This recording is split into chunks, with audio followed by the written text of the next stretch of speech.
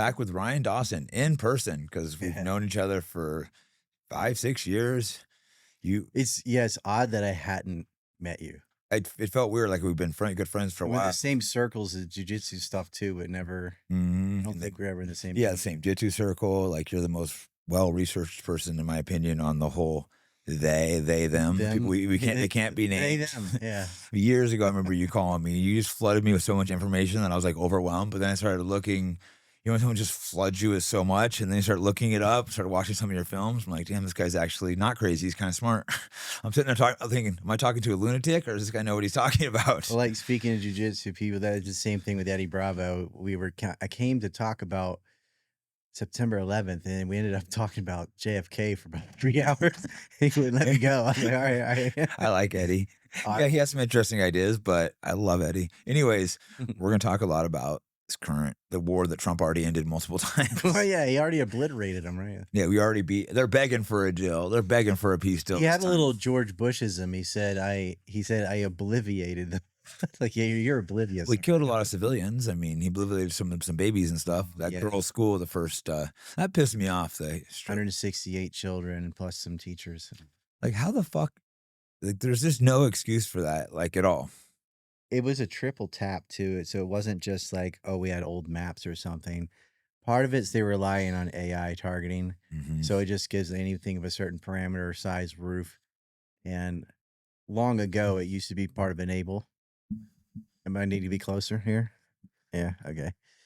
It's really sad. And that was the opening of a war that they attacked during negotiations. That's really important, too, to people understand what a big deal this is.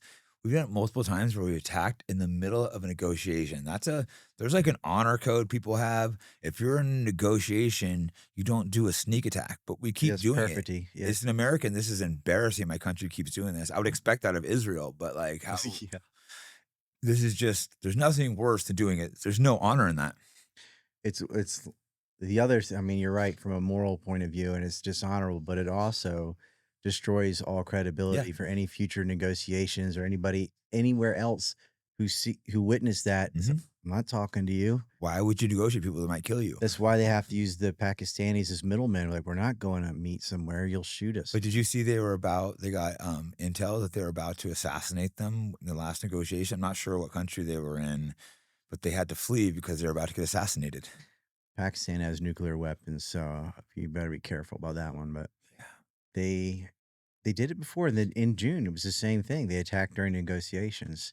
They're not serious about negotiations. If you go back even toward Obama with the JCPOA, where America never upholds its side of its agreements.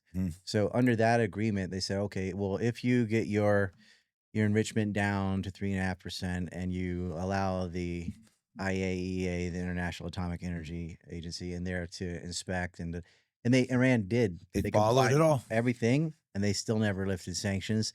They would say, well, now this. They keep adding things. 6 months later, kick the can down the road, and then another excuse. So it's just jerking their chain. And Iran had to develop black markets and all these things. And it's such a tight commodity that a lot of East Asia, China, Korea, Japan especially, they continue to buy oil from them. And a lot of people are like, oh, yeah, and they bought it in yuan. Or like, they all bought it in their own currency. You don't have to use dollars. This is a misnomer. Like Saudi Arabia does. There's a special relationship there. But they were buying it from Iran in non-dollars. And the U.S. did this to themselves. Iran would be happy to use the dollar. So would Russia. If we weren't bombing the shit out of them. Yeah. So it's like this idea of people went to war because of the petrodollar. It's the exact opposite. The reason the dollar's in jeopardy and people are getting off the dollar is because you freeze their assets, you block them. That's why they don't use dollars. Of those who don't, is because you force them not to. So they're not doing this to keep the dollar. It's that we're doing this because of Israel. Yeah, because they demanded it. Well, they literally sent Jared Kushner and Witkoff, is it? Steve Witkoff, yeah. These are dual loyalists. Well, I wouldn't even say dual. They're loyalists to Israel. There's no dual. They're just loyal to Israel. They sent them to just crash I think they still agreed to almost everything they asked. And then they was like, oh, bomb them anyways. You sent a couple of mafioso New York real estate agents over. They did the same thing to Ukraine. Steve Witkoff went there, and he didn't even know the name of the obelisk. I said, how much attention could you have been paying He didn't know the Donbass. He didn't know anything. Oh It's only my God. 4 words, you know? Yeah, I even know this, and that's It's not like, my job. But if my but you're not a job, liaison well, to if I US was, government, I would like, spend so much time researching if I was going to try to negotiate a deal like this. But they don't. They're go there to sabotage the deals. it's just Luhansk and Donetsk. He couldn't remember that. He just it's embarrassing. If you look, I I I asked some older people this too because I thought, was it only because I was younger and I didn't notice it before, but we've always been dumb? They said no. Because I said, where's the, regardless of what you think about these people, but like James Baker or Brent Scowcroft or these, they weren't dumb. Henry Kissinger, don't like him. I don't like him, but he Not a, wasn't dumb. not a He stupid was guy. highly intelligent. Not a stupid guy. Yeah. Where are those? We don't have any statesmen anymore. That's interesting. Tulsi Gabbard's out, right? That was the Dude, one that was I've sort of known her for years, so that was so weird seeing her just like go along with she all dropped a this. bombshell on her way out the door talking about biolabs, and the media was just meh meh. Oh yeah, let's do gain of function research and some more. That stuff still pisses me off like that. Like, who knows all the shit that's supposed to be banned going around all over the world? Did she say it was in Ukraine or where was that? A lot of them are in Ukraine, yeah. Yeah, I know we're not talking about Ukraine anymore, but we should do something separate on that because that's a whole nother war. Well, That's it not ties properly in. covered. It's a good segue. It ties into the Iran conflict because part of why It runs it. well, yeah, he is, but Sorry, guys, I'm not anti-Semitic. That's nothing to do with the war. it's, I mean, that's coincidence with an H. They wrote out in policy papers. So you can go back to Clean Break, and before that, the Oded Yinon plan. This quick, idea gotta of figure. Pretend you're talking to women. They might not know. We're talking about the clean break memo. some really nasty guys with loyalty to Israel. We call them neocons. It's short for neoconservative. Doesn't matter. Some really religion was most of them. If I had my bell, yeah, ding, ding, ding. Yeah. Like 99% of them, yeah. They're writing these policy papers, and for example, two of the guys, like one of the guys, Richard Pearl, wrote for a foreign head of state. He was writing to Benjamin Netanyahu, even though he lived and worked in the American government. I mean, that's treason. Yeah, literally treason. Yeah, and they're writing these policy papers off, and it starts with this guy, Oded Yinon, and this is during the Iran-Iraq War, and then Iran-Contra immediately after. So a lot of shenanigans going on, and there's a civil war in Lebanon in the 80s as well. So all this is going on, and they're writing for what Israel could do and how they could get Arabs to kill each other and Persian, like the whole thing is there in a script. Yeah. And in this, they say the biggest threat at that time wasn't Iran, it was Iraq, because Iraq had ballistic missiles that could reach Israel. And Saddam Hussein was pushing Baathism and all these things they hated. And he supported Palestinians and so on and so on. Yeah. But after Iraq, they wanted Syria because their main enemy is actually Hezbollah in Lebanon, but they feel like the weakest link, if we can get the Syrians out, it disconnects the land bridge between Iran and Lebanon. The black swan was, yeah, you did. You won in Syria, and you did disconnect that. But ballistic missiles aren't that important now because of drones, which they can make locally.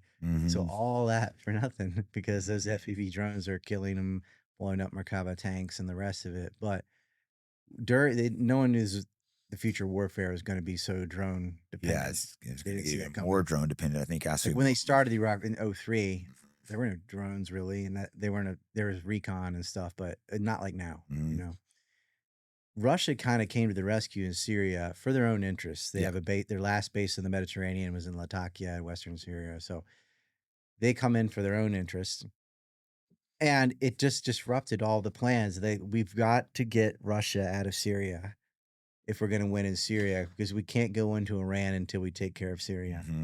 So they essentially handcuff Russia to Ukraine. That's what I was thinking. That's why they forced this war, because then they were unable to help Iran because they're so busy fighting that war, which has been going on for years. And guess what happened? Like Syria fought this war for about 11 years, and they'd kind of won. They defeated ISIS. Was just in this sort of place called Idlib in the northwest, and Kurds had annexed a piece too, but the capital and Daraa and Palmyra and Deir ez-Zor, like all these areas where the SA controlled it, Assad had won. As a consequence of being truly a free speech podcast, I've been demonetized on YouTube, X, Facebook, and almost everywhere else. To be able to fund the podcast, I rely fully on support from viewers like you. You can support the podcast by going to fightbackpodcast.com. where you can buy merch or sign up to become a member, which will have early access and extra content. I'm definitely not going anywhere, and I really appreciate all of your guys' support. In the age of doxing, hacks, and blackmail, everyone knows how important online privacy has become. You can protect your privacy online with a VPN, but did you know that the most popular VPNs have been acquired by Israeli companies with direct ties to the IDF? Get real privacy you can trust with VP.net, an independent American VPN that won't route your traffic through Israel. Go to VP.net/fightback to receive a discount, or you can use promo code FIGHTBACK. This will help support my free speech podcast. He lost the new war in 12 days. Yeah, that came out of nowhere. I was a little surprised because they'd been trying to take him didn't down have for Russian years. support. He had turned to the Arab League like a moron because they'll stab you in the back. Gaddafi knew that. That's another terrible one. Well, yeah. And, he had gotten criticized so much about leaning, for support from Iran, but they were saving him. Hezbollah, too, is in Iran's own interests. But they were so broken economically, they couldn't even pay their own officers and things. So that's part of why they fell, right? They didn't have money for the military because they just seemed to come so quick. And Russia didn't help. I guess they were too tied up with the war. They didn't have Russian air support because they're locked in with Ukraine. They're really fighting NATO. I mean, it's not just Ukraine. It's America. We've been funding Ukraine would have fallen in months. I mean, they don't have the economy for a protracted war. When you're getting hundreds of billions of dollars from abroad and factories and manufacturing and weapons, then the only way to win is to kill all the personnel, and that takes a long time. Hundreds of thousands, if not millions, have died in that war, right? It's just probably not a million, but hundreds of thousands for sure. Oh yeah, probably 250,000 and Ukraine only had just on the Ukraine side, people. And then hundreds of thousands on the Russian side. It's just sick. Look, that's not ending anytime soon. No, that was the last thing Lindsey Graham did. Oh, just finish this point. They needed to get rid of Russia. So part of the Ukraine motive to get Russia involved and tied down is so that they would have carte blanche in the Middle East with no one to interfere or rescue. Because that was the one that could save Iran. And Trump literally ran on day one. When Putin wasn't in charge. Because of Putin tied in with him. Because remember Trump, on day one, I'll end the war in Ukraine. 24 hours, he said. Yeah, and I just don't understand how anyone can still support Trump. The guys lie about everything. Yeah, well, they keep falling for it. I mean, right now, I think they're bribing the oligarchs, saying, look, we'll give you access to markets again. And Paul Craig Roberts was just talking about that. He's a G. It's like, do you want to win this war or SML? Or do you just want access to these markets? The oligarchs of Russian oligarch. They're mostly ding. Yeah. They're them. The people they don't care about Russia. They care about themselves. Crazy when I realized all the oligarchs are the same small group, and the Russian mafia is not exactly Russian. They're all right-handed. Yeah, that was interesting when you start. I'm good at noticing patterns. They like loopholes. This group. It was crazy how much power they have in Russia and Ukraine. So once you start seeing that, I don't know what to make of that, but it's obviously something. Well, that's a long discussion. There's a great book on that called Godfather of the Kremlin. The author was murdered, by the way, but it's about Boris Berezovsky mostly, but it gets into all these Russian oligarchs. And Putin threw Mikhail Khodorkovsky in jail, and he exiled Boris. And a lot of them fled on their own. He'd let them stay in Russia if they worked for him. He's like, you're part of my gang now. Not that he ain't a gangster, because he is. Yeah, but he made them kind of follow. But he has more of a national, at least he cares about Remember the guy who tried overthrowing him and he died in a plane crash not long after? Prigozhin, yeah. Shocking. I was just shocked that he died. He was a ding, too. Oh, was he? Yeah, the Wagner group. He was part of the tribe, huh? I didn't know that. So Putin didn't have him killed. What he did is he just removed his security detail. I mean, and removed his contracts. Remove something off his plane, maybe. Well, remove the engine from his plane. That Petersburg mafia took care of him because so he was providing. He was a chef, kind of. He didn't cook or anything, but he had huge food contracts for the military. It's $1 billion a year. It's a big deal. He lost that after his mutiny attempt. Oh, shit. So, and it's all, Russia's full of black markets and mafioso. So when you just lose $1 billion contract and screw all those guys over, people pissed at you. All Putin had to do was get rid of his security and someone else would take him and out. He knew It's brilliant. No, You take a flight Putin's, without wings or whatever. regardless of what you think out of him, He told him he's a stay in smart man. Belarus. He knows how to keep things in order. He's been in charge for a long time in a tough country. It's a very hard to govern Russia. Like it's yes. all these black markets and mob syndicates arose because of communism, because of the mayhem, because of the Soviet Union collapse. And well, then it's a separate story. You had Chechnya and Dagestan on top of that. That is so complex. I know a lot about those places. That's the Chechens are just are pretty nasty. I've had some experiences with them, not so great. Well, they got CIA support too. Well, a lot of ISIS was these guys. Back to Syria real quick. A lot of this ISIS, America and Israel were the main funders of them, correct? And suppliers of weapons and yes, like technically it's the Gulf states that were doing the money laundering, the UAE in particular. But money laundering from whom? Yeah. It's America and Israel. Just real quick, we're not going to get into it. You make some excellent films at 9/11, and you show the Saudi Israel they launched the money. It's not just Israel, like everyone says. You did an amazing job of explaining the RyanDawson.org. You couldn't have done it without the Saudis. Like, and before that, really made that all make sense how it all plays together. Because there is the Saudi connections. To say they're not is you're not telling the story. That's just like they're nasty too. And they had some direct financing, and Qatar also financed the Muslim Brotherhood. So did the Egyptians. Like, no, it's a lot of these terrorist groups. Yeah, watch that film. We're not getting to it right now. It's very, very complex, but I highly was a 6-hour film. I think it's highly recommended though. It's 3 hours and 59 minutes. Okay, I guess 4 hours. It's 5 hours. Okay, yeah. But it's just such good information. The old one, the new one, I removed all the stuff on Syria because I was like, well, it's over there. But just the way you broke down the Saudi connections, never seen anyone like put that like George Tenet was drunk in the pool yelling about how they double crossed him. Yeah, I know him a little bit. Well, I'm not getting into it right now, but in retrospect, we're like definitely threw me off. But anyways, let's get back to the whole Syria, Iran. What's going on there now? Yeah, so I mean, this in Israeli policy papers, the point I was making in a long way is like it's not about the dollar. Like it goes against petrodollar interests to have all these wars and sanctions. It makes people leave the dollar, but it helps our greatest ally. Yeah, with the most moral army, right? Yeah, but so you were talking about Graham. We talked about Graham yesterday. I'll say this before I forget. Thank God he's dead. The last thing he did was he visited a drone factory in Ukraine. Parts unknown. Well, Larry Johnson just wrote about this. He's a former CIA spook and he's good analyst. He said, read my last post because everybody knows how much I hate Lindsey Graham. So it was like the first thing I thought about I didn't realize like how no he's we were out drinking that night and you came over all excited. Hey, I got good news, and you showed me him dead. Yeah, everyone's drinking and I'm like, Lindsey Graham's dead. I was like getting updates. Yeah, I got excited too. For me, that's more fun than drinking. Is like, oh yeah, Lindsey Graham dying. That's like, and by the way, there's not many people I'd be happy to die. This guy's a rare exception. He's truly evil, rotten, disgusting to the core. Down to the last ladybug.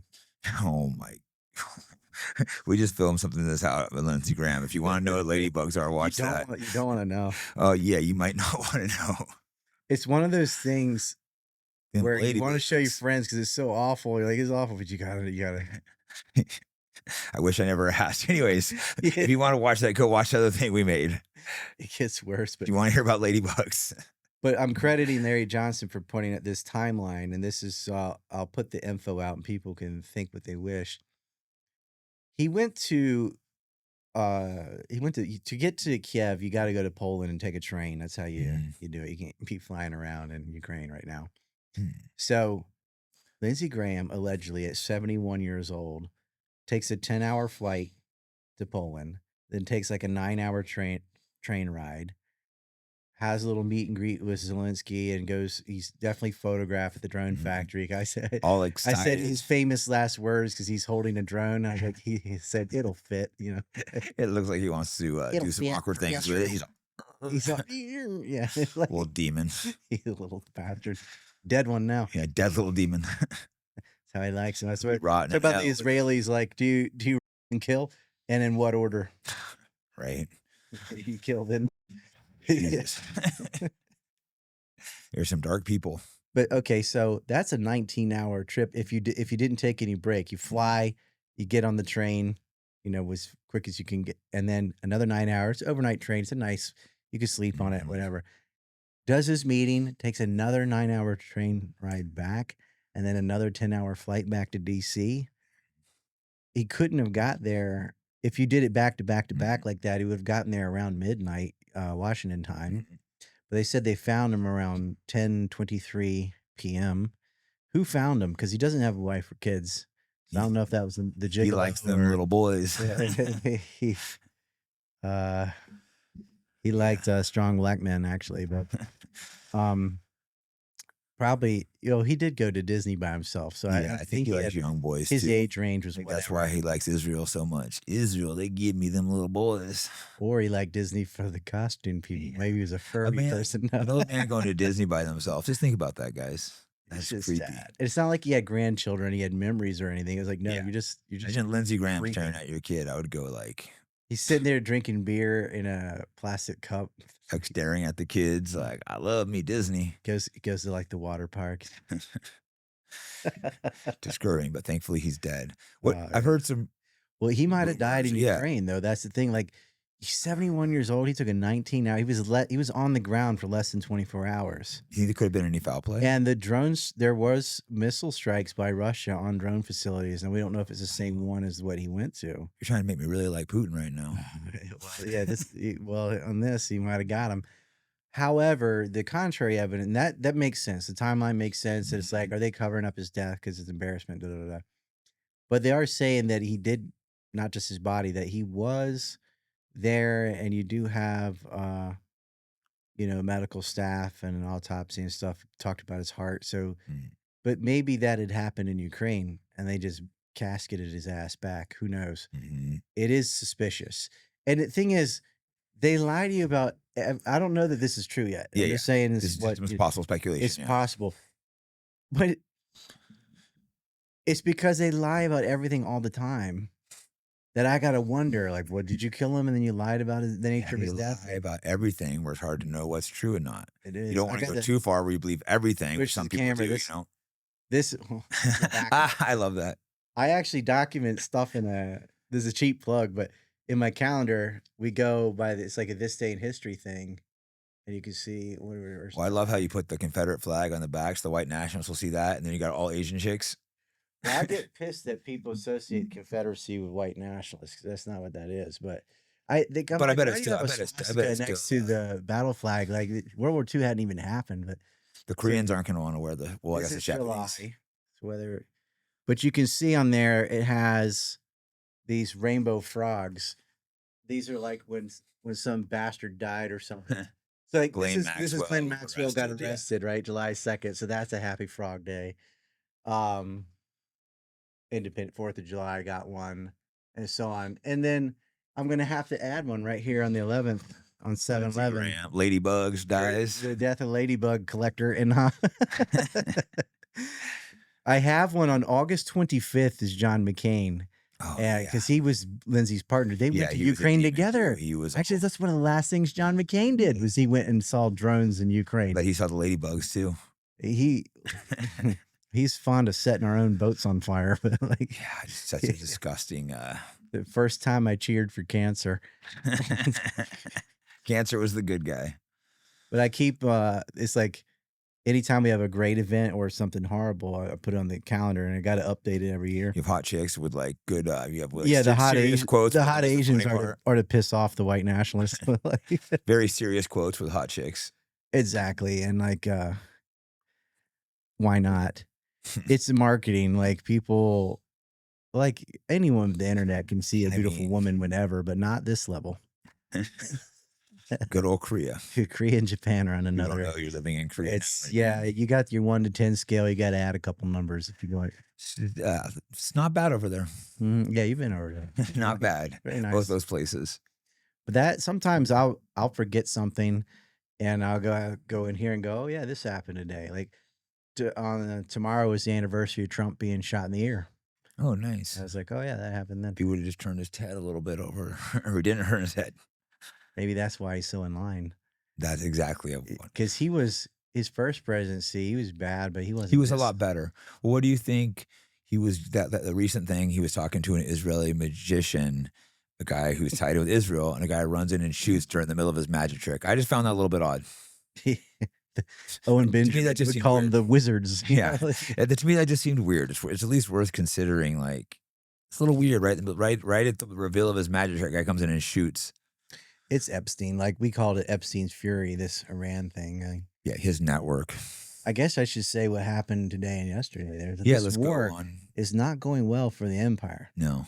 That Iran they might lose the peace though. They're being too naive, and Putin did the same thing at first. He had Ukraine in the beginning, and he listened to Boris Johnson. Like, you idiot, you're not going to get back in there now. Like, but anyway, they keep bombing the Gulf states, and they've sort of flipped Saudi Arabia. Although Saudi Arabia made a really stupid move today in Sana'a. Like the Saudi Arabia has a puppet regime in Yemen. Those countries should be fighting each other. It's part of the Maritime Silk Road. Yemen's got the coastal part, which would circumvent the Strait of Hormuz if Saudi can grab it. But the Houthi won't let them in. They've had cyclical wars since Kennedy. I mean, since Nasser. Like that's when Israel first attacked Egypt preemptively in the 6-Day War is when Egypt was already involved supporting Yemen against Saudi Arabia in another fight. So yeah, Saudis helped Israel most of the time, right? Oh yeah, they've best. Been like an ally of Israel's entire time. Absolutely. I call Saudi Arabia UAE East Israel. That's what they are. Judeo-Islam, I've been calling them. Judeo-Islam. A lot of Muslims get pissed. Like, hey, I'm not referring to all of you, just the Judeo. Aloha snack bar. A snack bar. But no, so many, I didn't realize it. And then it hit me one day. I'm like, wait, all these Muslim countries are helping Israel. A lot of the Sunni ones. Obviously, it's not all Sunnis. You ever zeroed in on the Saudi royals? Not in detail.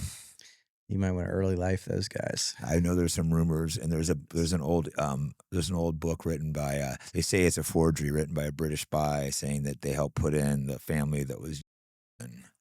It's always a forgery. Yeah, exactly. They say it's a forgery, but I don't know. I haven't read the book. Blood libel. It was like the same time too, where Sabbatai Zevi was also trying to like take over, saying he was the Messiah. It was the exact same time they're attacking him from that end with Wahhabism and all that. So it's very suspicious. Wahhabism, yeah. The Wahhabi Salafists are just... It's very believable. They're certainly Zionists at minimal. They definitely support the cause. They don't care about... Saudi public cares about Palestinians. They got to understand, you're next. Turkey, Saudi Arabia. They're saying it with Turkey. It's a string of pearls. You know, they don't want you unified. The Muslim world, imagine if they were unified. It pisses me off. They would have all the waterways, almost all the oil and gas. They would be the richest place on earth. Right. They keep the Sunnis and Shiites at war with each other. So they're not, the Palestinians are Sunnis, but they're not helping them. It's weird when you see mostly Shiites helping them. And yeah, it's not the Sunni people, but it's these leaders are fucking cowards. Yeah. I mean, besides Hamas, like it's only the Shia. Yeah, Hamas obviously is based. They have to. That's their own. They no finally choice. Get to that point, they start fighting. But no, they attacked Israel for no reason on October 7th. Yeah, for no reason at all. No reason at all. They knocked down the wall. What do you mean wall? Why is there a wall? What are you saying? They don't know why they attacked us and beheaded 40 babies. Yeah, they attacked. They chopped the heads off of 40 babies. They hung them on the clothing line. I had to hide under the corpses, and the corpses got pregnant.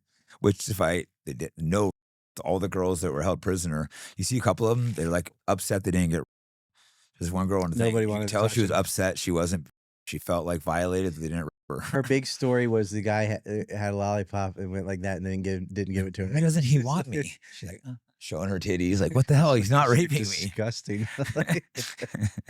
It's just like it's funny, but not funny. But the Palestinian prisoners, the men. It was so bad because when they filmed it Abu Ghraib style, which they have a PR nightmare because Israel didn't care, but they need to do something because everyone else in the world is going to see that they're raping prisoners. The public was so mad that there was even an attempt to punish these people that they were trying to break in. They rioted on side of the rapists. I call them the great right to riots of 2024. These guys, the girl that reported them, she's missing, I think. So she's the one that got in trouble, and these guys are reality TV stars. Journalists all the time. Well, this was like, I think, a girl that reported it, and she They'll got shoot a got in trouble. Jewish. Oh no, they'll take their own out too. Yeah, it's just so disgusting. They'll Hannibal her. They brutally this guy. I think he died. That's why he went to the hospital because it's like they sodomized him so bad. They were lined up. They put hot metal rods in their anus. So. Just what sick people. They're lined up. Something Lindsey Graham would have got excited about. That's probably why he likes Israel so much. He probably got to go and be part of these. He's all about the anus. No, it's just such a sick, despicable thing. Anyone defending this at this point, fuck you. Fuck you. If you did originally and you didn't know, but if you're an influencer and you know, there's some people who don't pay attention, whatever. But anyone defending this shit, fuck them. They're not going to say it. But lots of people are being paid. But the people that are quiet, fuck them too. If you're getting paid by the Israelis, fuck you. Dude, I hate these people. There's nothing. I'll never forgive them. Blowing up apartments and hospitals and I don't care how much they pay me. They desecrate the dead. $100 they can fuck off. Prison, starvation. It's so disgusting, and they delight in it. They go make TikTok videos on how you're starving to death, your child died. Like, what's wrong with you? They mock it's it. Yahwehism. They're just following the devil. Like, here's the shirt you made here. It's like, right? The devil standing next to some guy from Red Guy. Fight Back podcast. Yeah. If you guys want to support, since I'm also demonetized everywhere like Ryan, RyanDawson.org. I hate asking, but we're in situations now where these people, where they gaslight us that we're the bad guys because we don't like children being killed. Isn't that crazy that we're the bad guys because we don't like this? What's funny is what gets labeled extreme is really just normal. Most normal, functioning, sane people do not support murdering children and raping and all the, Old Testament stuff. Information war, though. Yeah. And you've been at this for 30 years, so thank you so much, Ryan. You've sacrificed so much. That's why I've got the dark circles problem. People try to give me credit for being, like 4 years or whatever. Like, dude, you literally 30 years you sacrificed and given up everything. So guys like you are just so important. 4 years isn't nothing, No, but it's you have a lot to lose, though. I did, yeah. No, I have fucking lost a lot, but it's like. But it's where I wouldn't change it at all. I would do it again. They're like, oh, shouldn't you go a little lighter? No. I would do 100% how I did again. Yeah, I don't know. The moral fabric in our society is just eroded to nothing. It's it's like people. How could you see something like Gaza or Yemen? They were starving in Yemen too. I wasn't paying attention to politics back then, but it was evil what they did. The thing is, before Elon. And because it was kind of pre-TikTok and Jack Dorsey still ran Twitter, you couldn't see it. Because it's not going to be on Facebook or YouTube or any of that ding-a-ding stuff. So, yeah. We all see this now today, though. We all see it. So there's no fucking excuse if you're not calling it out. I remember just looking at these babies in diapers with their bones poking through the skin and stuff, and it crushes your soul. It should. If it doesn't, you have no soul. Yeah, I mean, even redheads were sad. And they're a pure computation. They just knew how to mimic it. Is there any redheads watching? It's an ongoing joke. We love redheads. You're like, well. I wouldn't go that far. Maybe not Ryan. I'm actually red-green colorblind. That's what makes it funny. Oh, you can't even spot a redhead. You can smell them. But, The reason I did the ginger joke stuff was to point out a double standard of how if you pick any subgroup of white people, it's allowed.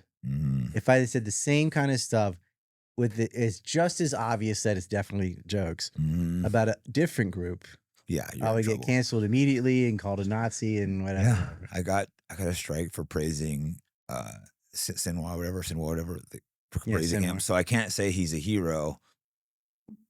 Or I'll get a strike. Dude even was throwing a plank of wood when he was missing an arm. Like the guy fought. They so misfired that video. I thought they were going to be, look at him dying like a dog. It is because they said he was hiding in tunnels. The very last breath, he was out there fighting on the front lines, throwing shit at the fucking droners who are killing him, being like, fuck you to his very last breath. And they're trying to call him a coward. Bitch, you're fucking hiding at home. This guy is They made the great sacrificial play, though. Like Gaza knew Israel's going to overreact and do this, but that was it's their only chance. They had no other option. They had tried everything else. They had done the March for Peace. Explain this wasn't the first time. People real quick.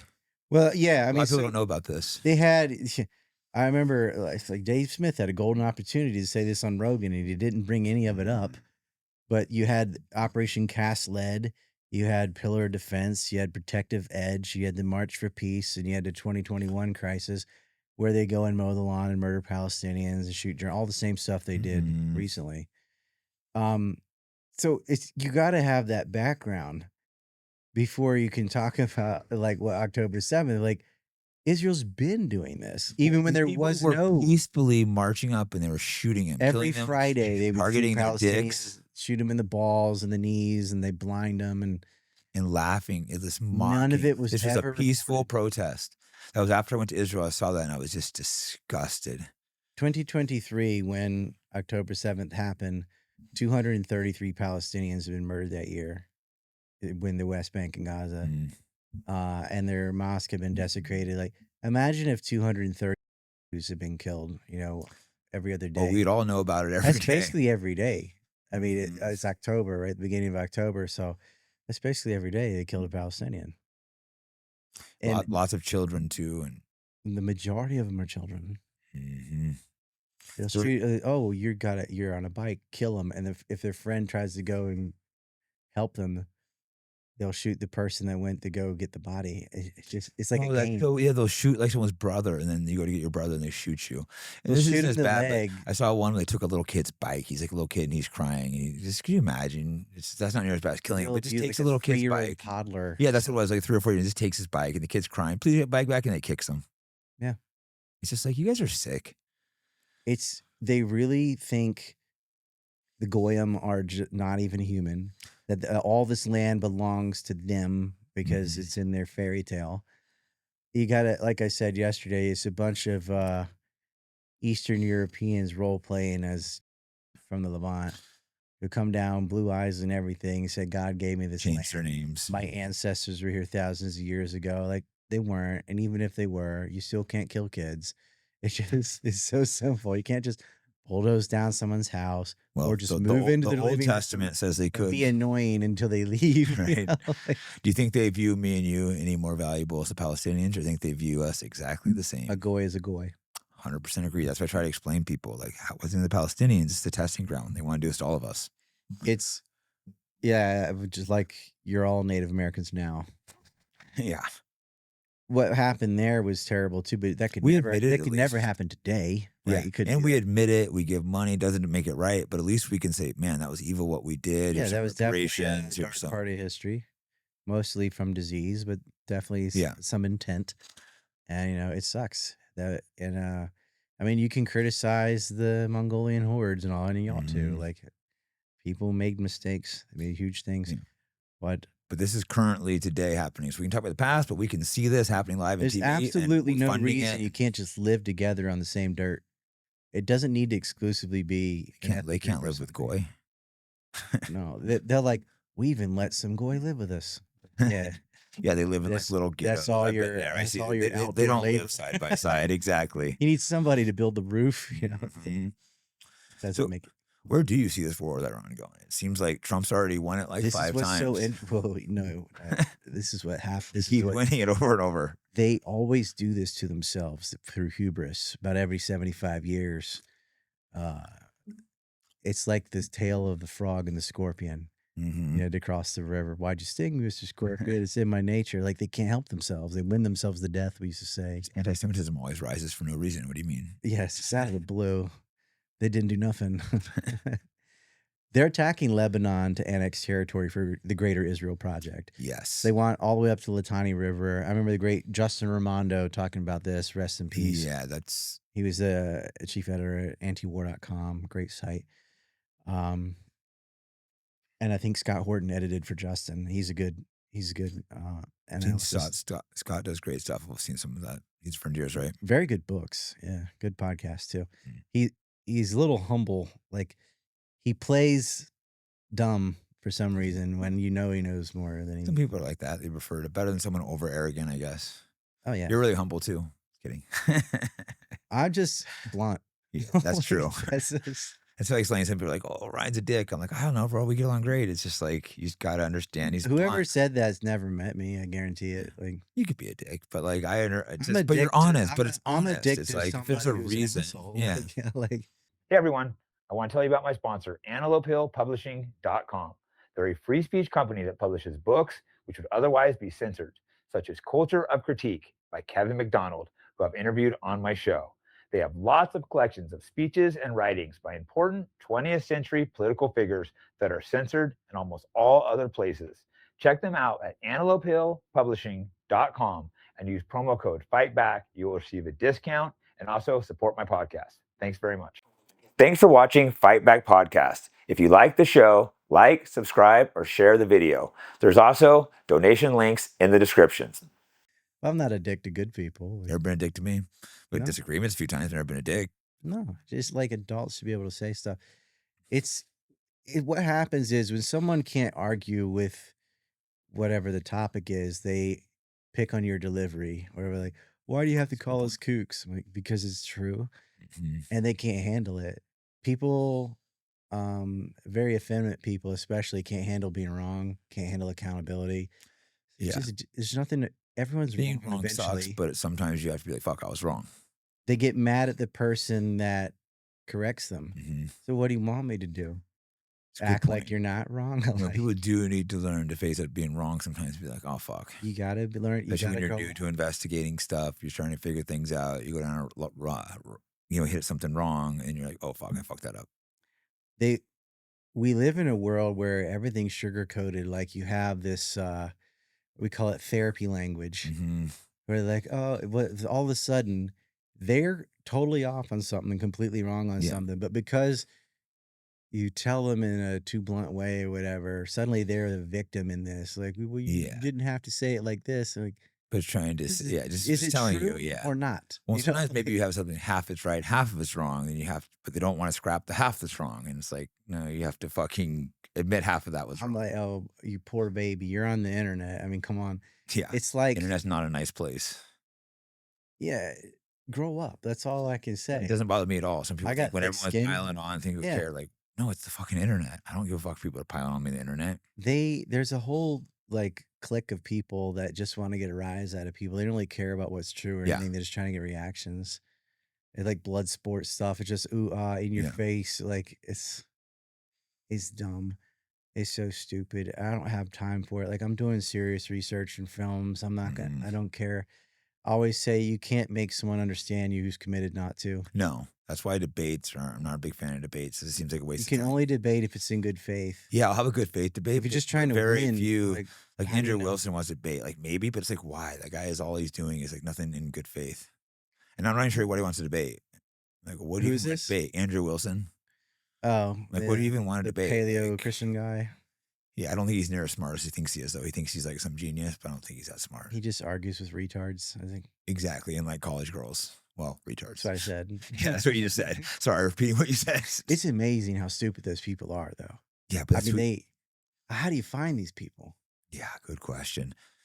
They make girls look bad, and they're not all retarded, just, a lot of them. Well, that's not a real representation of like normal women, though. No, that's why I don't like these shows. I feel like they intentionally take the worst women and try to represent them in a shitty way. And like, there's tons of women out there. Yeah, if every girl you meet's bad, maybe you should look at yourself. When people can't name 5 countries, sometimes not even 3, or they'll be like Dubai, and they're all proud of themselves. Oh my God! Yeah, but girls been to Dubai a few times. Yeah, if you've been to Whore Island, I think we figured out why you don't know anything.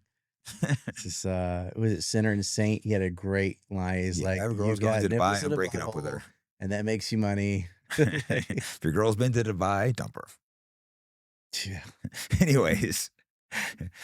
Back to Iran. It's just like, how does this fucking end? Like, she just went there. It's like a guy went there with her girlfriend. Guy went to Thailand for the noodles.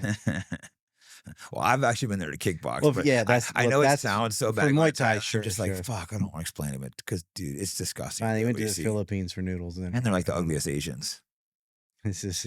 I've never been to Thailand actually. Oh, yeah, there's some nice parts, but as a whole, you don't need to. I mean, why? I live in Korea. Go to Vietnam or something. Why would I go somewhere like third world? Vietnam's beautiful. We're thinking about that, but it's just like Okinawa's there too, and that's true. So many. I don't speak Vietnamese, and I can speak Japanese. Yeah, Vietnam's very nice. Super cheap too, which is nice.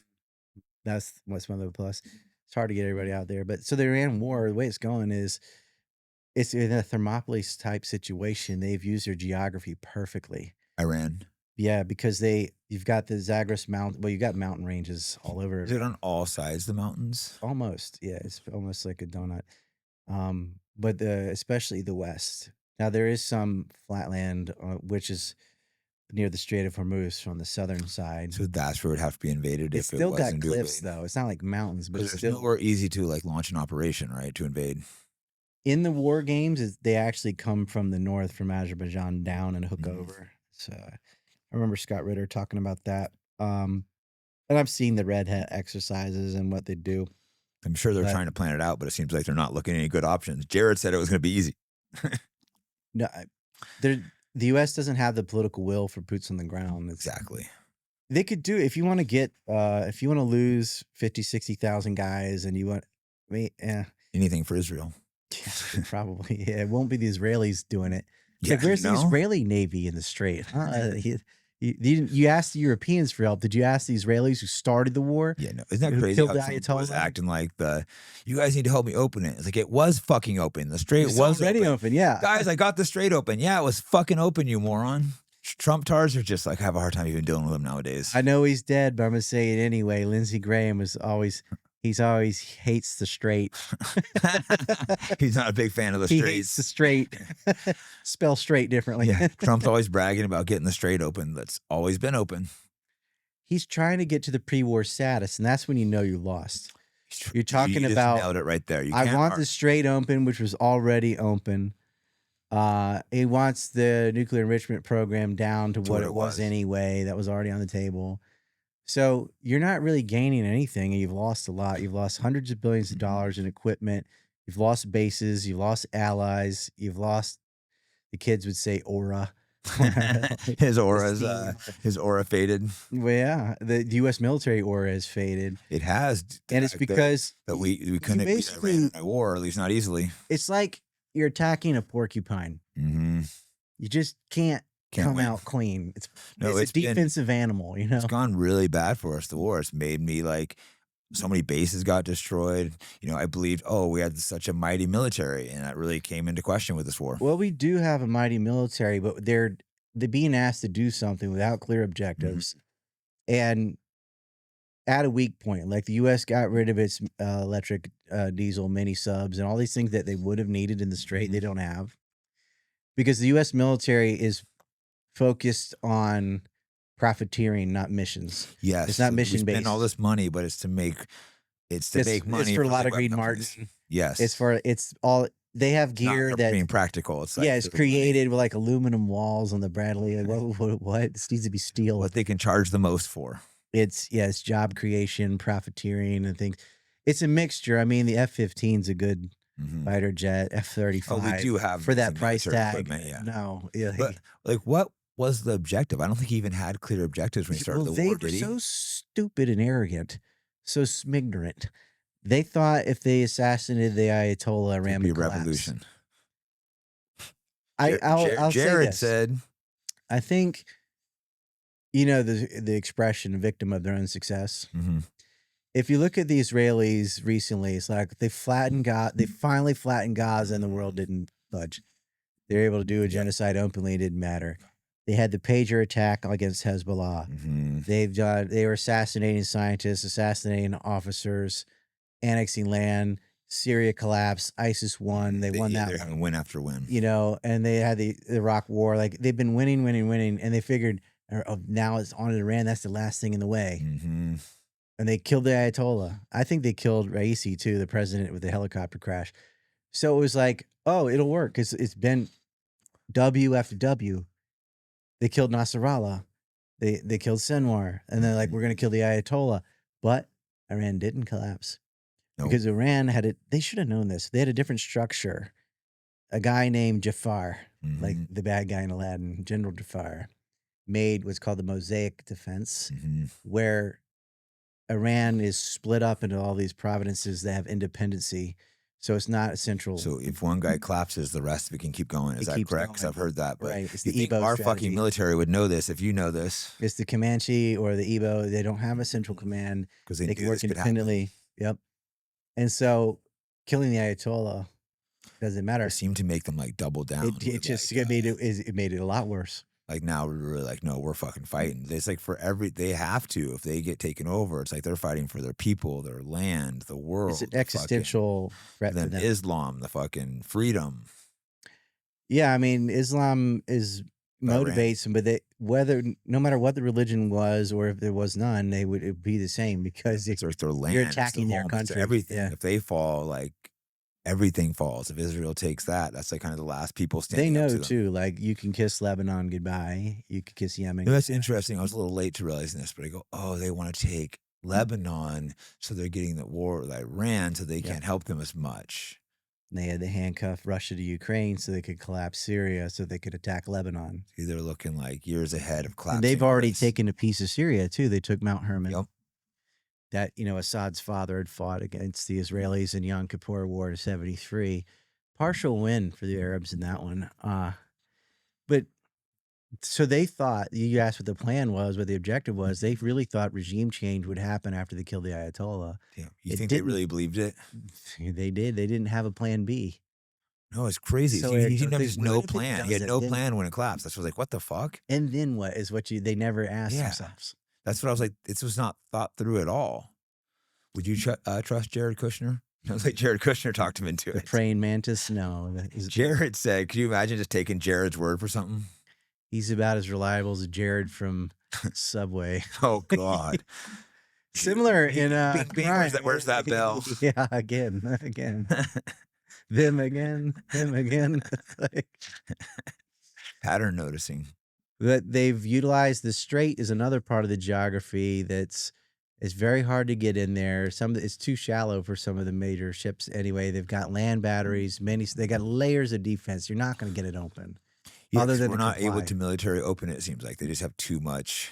It'd be such a Pyrrhic victory. You just can't. You could get it open. But there'd be a lot of by just agreeing with the terms. And that's what they keep trying to do. But Israel won't allow it. They're like, because they keep bombing Lebanon. We have a ceasefire. Lebanon's included, then Israel goes and fucking bombs Lebanon. Remember the one day Trump acted all tough, then the next day he wins their bitch again? Remember, Israel and Lebanon already had a ceasefire, and Israel violated it every other day.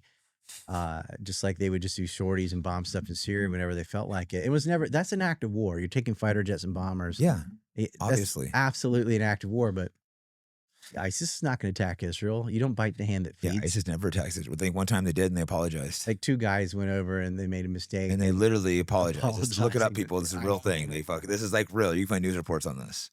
Yeah, you had the White Helmets, which is a British intelligence posing as medics that go around and stage events and film it. They staged a gas attack, it looks like. What's that? It looks like they probably staged a fake gas attack, saying that the Syrian government did it.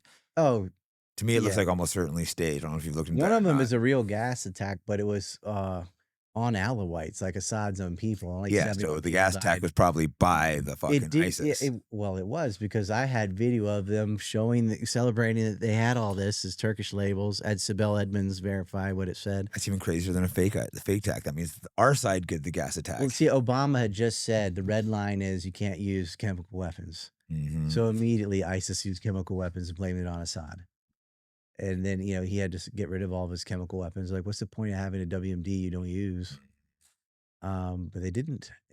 But the small gas attacks there was just to go across the red line and get international pressure on Syria. And everyone sanctioned Syria. Like, why don't you sanction Israel, what they're doing to Gaza and the West Bank? Nah, but you'll sanction Syria, who's fighting Al-Qaeda. I mean, Al-Qaeda in Iraq is ISIS in Syria. I mean, ISIS is the Islamic State of Iraq and Syria, but they're not really, they are Islamic in a very extreme takfiri way, but these Daesh, Wahhabi, Salafist, whatever, that's like that's the one that's like the Christians that let snakes bite them, it's not really. It's a version of Islam. Yeah, I like your Judeo-Islam. It'll piss off some Muslims, but we sanctioned Syria. Where's the sanctions on Israel? Yeah, well, but every international body says they're doing genocide, and instead we threaten like the ICC. We're going after these organizations instead of the people doing genocide. It's just insane. Trump got mad at Spain, and it's the most crazy gaslighting that the people that are calling it out are constantly being attacked. It lets you know how deep Epstein fingers were. He was in everything. I'm sure he spent a lot of time going through the files. It was just so much. They're very hard to go through because a million files, probably It deliberately. became the premier way to launder money because he was an untouchable. That Because was if you're Bear Stearns, whoever, all these people know how to launder money. yeah. But if you want to get away with it, involve You- the Epstein the crew guys. because he's untouchable. And he's just known, people hardly talked about it, but just the level of financial crimes that were all through there. I'm not a banker, They so I wasn't the right robbed, person to do reports on this, but it was insane. All the big, gigantic financial scams that were Look in at there. the Malaysian Sovereign Wealth Fund, and it's the Rothschild Bank and Epstein. I mean, it costs billions, and people are so focused on the sexcapades, and I understand, Which is understandable, but no one was looking at the financial stuff. But hardly anyone. It kind of does detract from all the theft, and it's related. Impoverished places create the conditions for sex workers, and they're not separate things. That's like the head of it all. That's how they can control everything through these gigantic financial scams like banking, stock market manipulation, just at the highest level. And there was tons of it in there. Well, it's still ongoing. Like in August, Thomas Massey's still in Congress, and he is going to question Darren Endyke and Richard Kahn, two Epstein lawyers, one of whom made a box of documents disappear in 3 days and then brought them back again. That should have been a crime scene. Like, don't get near. There's nobody guarding anything. I met someone that stole Epstein's mail. Yeah, right. Yeah, That's interesting. Yeah. I'm not gonna say who. Couldn't get arrested. But it's just interesting. It shows there's like these people are a layer above the governments that are running things above the law. They don't really follow the law, doing these gigantic. They're the ones that get politicians in. Looking at politics, you see how frustrating representative government is representative of the billionaire class. They buy these politicians. It's almost impossible to win a race without insane amounts of money. Being friends with Dan, trying to like help him a little, you see, it's all about money. $35 million in Thomas Massey's race to an unknown to out him because he went after them on Epstein. That was like punishment, literally, for exposing. I mean, everyone focuses on the child and stuff, which is big, but also the financial stuff, what they really didn't want out. I think some of the kid stuff is for like blackmail and who knows what else. Well, some of the versions, a lot of it's for favors for these people. Was essentially like an insurance policy for the white collar crime. If you're going to engage in some money laundering, you need to have something on. Like, it's like, imagine joining a gang and someone's like, shoot this cop, prove you're not a. So Lindsey Graham, here's a little boy. They go ahead, they compromise themselves. So it's like, well, look, I'm not gonna stab you in the back or be disloyal or not uphold my end because look, you got everything. You think a lot of them knowingly do stuff on camera? That's actually interesting. Dude, some of it's hidden, but some of it probably is knowingly like that. It's so sick.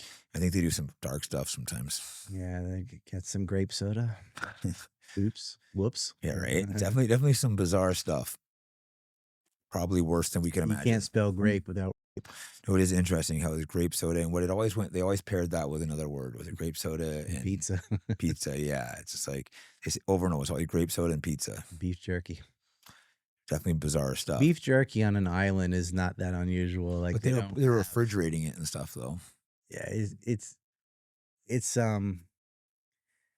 you have to write in code. Like a lot of things they said, like they weren't doing karate practice, they weren't fossil hunting. They would write ridiculous stuff. There's a lesser Epstein named Joel Greenberg in Florida that's actually guilty of the stuff they accused Matt Gaetz of. And he had some stupid Venmo where you can write like what it's for, and it's like $600 for ice cream. And yeah, the ice cream was a big one. I know they're flying ice cream, like they're flying ice cream to Europe and stuff. I was like, huh? They were paying hookers, and they just make these ridiculous things because they kind of think it's pizza, fun. Ice cream.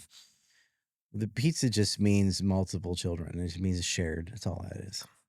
It gives you a nice little topping list, a way to specify your fetish. Yeah, there was one like, oh, we only have like sometimes pizza's just pizza too. You gotta realize. No, I 100% agree. Just eating pizza. Reading through them, sometimes they were actually talking about pizza, but there's some I don't think they are. It's like, well, we only have one slice of pizza and 7 people. What are we gonna do with it? Like what? Yeah, that's. I don't think 7 people are splitting a slice of pizza. Pretty bizarre. Billionaires are not like sitting there splitting a slice of pizza together. Not in Ethiopia or something like that. Yeah, maybe in Ethiopia. But anyways, Ethiopia's doing well now, but there was a time when I was a kid, that was just they constantly. lost so many people to starvation. I bet it was probably them behind it somewhere. I'm gonna go look. I bet there's a J behind that. You're like, probably. It was a number of factors, but that was, you can look at Sudan today and that horrible civil war with Hamidi and the gold trade, the UAE, and it's it goes back to where. Yeah, it's like, and that conflict's not even. It's like people just expect it about Africa. They're like, oh, that's just how they are. no one ever really talks about it. Embarrassing. I know very little about it. It's just one of those ones no one really talks about. I do need to go do some research on this. There's a guy, Brad Pierce is good on it, and he writes for antiwar.com sometimes. I've talked to him about it, and I can't get people to care. No, people just don't, because it's always something bigger. The Iran war involves America, and so that makes sense, because the Israel stuff, we're funding them, but like in Africa, there's like General Butt Naked. There was an army of naked child soldiers who would eat people. I mean, that's a little interest. Where Burkina Faso is starting to pull away. The French are being kicked out of North Africa. Wagner's being kicked out. You're seeing Africans regain sovereignty. The problem is you're just going to have your little domestic despot instead. So, okay, you get rid of these Banana Republic International takeover type things, but you just end up with your own. So it's... Yeah, so it doesn't necessarily get better. I mean, hopefully a lot of places go through these stages, and Africa's there right now. So often when there's a revolution, sometimes it can turn even worse. Hopefully it won't. Most revolutions end up worse, actually. The result is usually worse. That's why typically you want to avoid a revolution if possible. Yeah, well, it just depends on the specifics, I think. But normally things don't get better. You're lucky if it remains the same. You get like Russia and... A little off topic, but look at Haiti. The richest man in Haiti. You know what he is? Yeah. Ding, ding, ding. Thought it was only like black people in Haiti, but there's a couple other ones. No, there's a lot of human trafficking wherever they go, and they're everywhere. That good book by Mr. Henry Ford, I recommend you read. He has an interesting book. I'm not sure if I'm allowed to name the title. No, probably not. Right? People get it. If this is on YouTube, I wouldn't. Exactly, it's not worth it. I wouldn't talk about Henry Ford or Bobby Fischer or these chats. That's my favorite chess player. How'd you know? Same. But back to Iran, like, where does it go? How does it wrap up? Like, what? For real though, his queen sacrifice, like it's not just because he was based. He was a really interesting chess player. Like, no, he was, and he was also extremely based. Yeah, well, yeah, that too. Like watching a documentary, like, he went crazy and started naming these people. It's like, did he go crazy or did he go? It's just ahead of the curve. Yeah, he was before you, Ryan. He was, yeah. I was following him as a kid. But back to Iran, like they've run out of interceptor missiles. You can't pace it. They're just so expensive. And it's not just the price, it's the supply line. It's made very rare materials, complex computation. It takes all these milling and grinding. And it's a while. It's going to take 2 years out to replace these Patriots and things. So they've run out of defensive missiles. They're running out of what we call standoff munitions. That means you can shoot from a greater distance than the air defense. So you're safe. Anybody's played StarCraft or something, like you sit right outside of the range until it's destroyed and move forward. Well, if you run out of that, now your planes and helicopters are at risk of being shot down, which you sort of saw at the very end of the 40-day war. Planes started getting shot down. Like 7 different aircraft got taken out. It started getting taken out. An F-15E, an A-10 Warthog, some refuelers, some Little Bird helicopters, an F-16, all were getting tagged. And then some got tagged on the ground. They weren't even as far away as the Prince Sultan Air Base of Saudi Arabia. Iran was able to hypersonic that. Wow. They got rid of an AWACS. They got rid of like 5 refuelers. It's because we lost interceptor missiles, what is it? Yeah, so the ballistic missile defense shield is Ted Postal, who's an actual rocket scientist. It's a bit of mythology that you can, if you want to fire like 5 to 1, you can knock out drones, you can knock out subsonic missiles. But even with perfect defense, hypersonic is just going to cut through. And some of these hypersonic aren't truly hypersonic, but what they'll do is they might have a supersonic, but it comes apart near the end, and the warhead just zips down at the final length at hypersonic speeds and gets by all the layers of defense. And you have different types of defense for high altitude, and like THAAD is for that. The low altitude cruise missiles are very hard to stop, but those are usually short range. And that's definitely, man, if Syria hadn't fallen and Lebanon had those, Hezbollah would be tearing it up. And that's why they had to take out Syria. But the drones have been effective too, but the payload on a missile is much higher than a drone. I don't know if I'm getting too technical, but the thing is, without the standoff munitions, without the interceptors, guarantee if you restart this war, it'll go worse than the 40-day war. And we're still like out of those. Because they're gonna hit you at will. And you can hit them back, but they have a chance of shooting you down. And they're more willing to die than we are. They have no choice. Yeah, they're in a corner. Yeah. What do you make of when remember they say there was a guy that needed to be rescued and they came in with a big rescue operation? I know there was lots of conflicting reports of what was really happening there. Yeah, it seemed like kind of bullshit. They were going after the uranium and they botched it. They said, no, we weren't. That's what a rescue mission. Like. That's what I was curious your opinion, because it looked like they tried landing a cargo plane full of people. They bombed a nuclear plant today. That's really fuck. I didn't check Twitter today. Yeah, it's and Saudi Arabia attacked Sana'a. So like Yemen may end up closing the Bab el-Mandeb Strait on the Red Sea. I'll have you want the shit to hit the fan. You close the Strait of Hormuz and the Red Sea. Oil is going to get and when oil goes up, all prices go up because everything needs oil to go around. And once prices go up, they rarely go down. The cost of transporting goods goes up across. It's LNG too. It's oil and LNG. And a number of other things you need, helium and some other and metals and gases you need for semiconductors, It's also the imports. Yeah. The Gulf imports 86% of its food. Whew. Yeah, and mostly by ship. It's the only way to do it. You can start pulling it in from rail, I guess, but that's not going to be tough. But anything for Israel. There's no sacrifice too great. Yeah, they're holding the global economy hostage because they want to annex territory for Greater Israel for some biblical myth of the Greater God Israel gave them land kind of crap.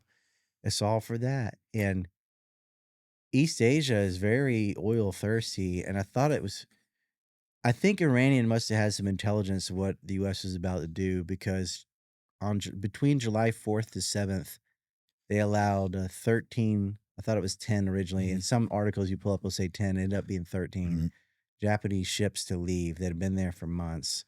And then a couple Korean ships, but large ones. So, about 100 million barrels left. So that was an oil they shipped out to Asia. Right before So they were able to make a bunch of money real quick and get the oil out to Asia.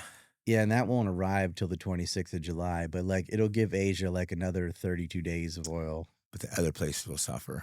Interesting. When prices start skyrocketing, they should at least get mad at Trump. It's not going to help Singapore or Thailand or these areas. It's going to be rough.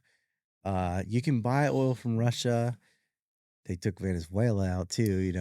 You can buy some oil from Russia and Norway. There's other, but they just don't have the supply, and Ukraine keeps bombing refineries. So that's less oil there. The pipeline network just isn't in place. Of course, they blew up the Nord Stream. It's a problem. We send oil by ship. That's the Maritime Silk Road. It's just how it is. And Iran should have done this forever ago. They should have done this when it was happening. We're closing the strait until you get in line. Until they stop massacring them. I think they're afraid of getting nuked. But if Yemen closes it, then it becomes a huge disaster. The Houthi will do it. They did it before. And that would jump it from 20% to 37% of the world's oil. 37%. You could still go up through the Suez to the Mediterranean. This is the thing. It doesn't bother Israel because 90% of their oil is coming from the north, but it all comes through Haifa. And this is why Hezbollah and Iran are targeting Haifa. You take out Haifa, and they can't get their oil. That's it. That's already gone. Aren't they getting oil from Venezuela now? Wasn't that part of the deal after Trump? Well, that's true or not? That's what I heard. After he took that guy. Most of the Israeli oil is from the Caspian region through Azerbaijan and Kazakhstan. Is the two, but it all goes through the BTC pipelines from Turkey and then by boat across the Mediterranean. It'd be a shame if someone bombed those. would be terrible. something, you know. We'd probably give them our oil reserves. PKK would blow up the PTC, you know. Imagine if Iran just invaded Azerbaijan. Like, that would end it. That would Not a bad idea. Azerbaijan's a colony of British Petroleum, but that's where their oil comes from, though. That's all their oil. And they don't care about the Strait because theirs is all coming from the Mediterranean, almost all of it. Mm-hmm. So Israel's willing to let the whole world suffer. Yeah, they don't as long as they get theirs. Interesting. And Lebanon, I know they're trying to invade that. Is that currently going on, those ground operations? I know it's been like back. They've came in, they backed off a little bit.